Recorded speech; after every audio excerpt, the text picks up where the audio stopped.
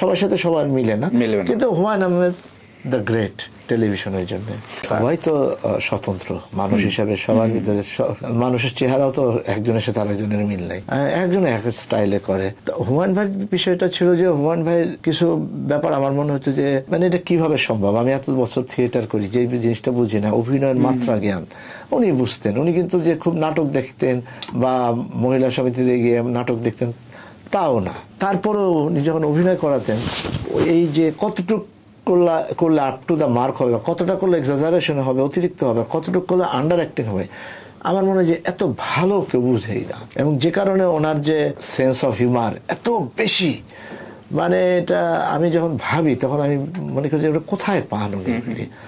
তো যে কারণে মনে হয় যে উনি স্বতন্ত্র।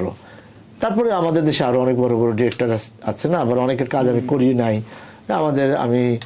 আমাদের অনেক ডিরেক্টর, এখন নাম না বলি, অনেক ডিরেক্টর আছে যাদের কাজ আমি করি, ভালো কাজ করে, আমি কাউকে চলে, তাদের আবার অন্য একটা স্টাইলে হয়তো বা করে, সে সবার সাথে সবার মিলে না, কিন্তু হুমায়ুন আহমেদ দ্য গ্রেট টেলিভিশনের জন্য।